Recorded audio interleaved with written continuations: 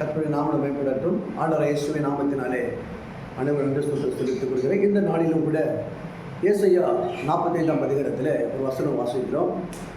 இதில் 2ஆம் வசனம் சொல்கிறது, நான் உனக்கு முன்னே போய் கோணானவைகளை செவ்வையாக்குவேன் என்று ஆண்டவர் சொல்கிறார்.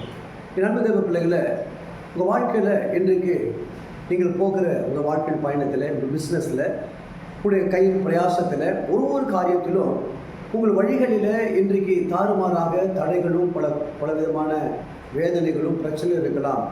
ஆண்டவர் சொல்கிறார், இன்றைக்கு ஆண்டவர் சொல்கிறார், உங்களுக்கு முன்பாக கடந்து சென்று உங்கள் கோணல வழிகளை செவ்வையாக்குவேன் என்று ஆண்டவர் சொல்கிறார். இரண்டு தேவ பிள்ளைகளே, அப்படியானால் உங்களுக்கு வாழ்க்கையில் ஆசீர்வாதத்திற்கு இதெல்லாம் தடையாக இருக்கிறது, இதெல்லாம் மேன்மை வராது அப்படிங்கிறதெல்லாம் தடையாக இருக்கிறது.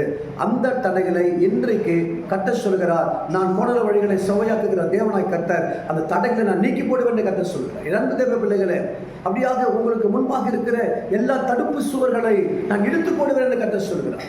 இரண்டு தேவ பிள்ளைகளை, அப்படியானால் ஆண்டவர் என்ன செய்கிறாருன்னா, தடுப்பு சுவர்களை இடித்து, வேதம் சொல்கிறது, வெண்கல கதவுகளை உடைத்து இரும்பு தாழ்பால்களை முறித்து அந்தகாரத்தில் இருக்கிற பொக்கிஷங்களையும் ஒளிப்பிடத்தில் இருக்கிற புதையல்களையும் உங்களுக்கு நான் தருவேன் கர்த்தர் சொல்கிறார். அன்பு தேவ பிள்ளைகளை, எந்த புதையலுக்காக, எந்த பொக்கிஷத்திற்காக, எந்த ஆசீர்வாதத்திற்காக எதிர்பார்த்து காத்து கொண்டிருக்கிறீர்களோ, கர்த்தர் ஆண்டவர் சொல்கிறார், அந்த பொக்கிஷத்தையும் புதையலையும் நான் உங்களுக்கு தருவேன். அப்படியானால் பொக்கிஷம் புதையல் என்று சொல்லல, என்ன சந்தோஷம் சமாதானம். அன்பு தேவ பிள்ளைகளே, அந்த சமாதானத்தை இழந்திருக்கிறீங்க, சந்தோஷம் இழந்திருக்கிறீங்க.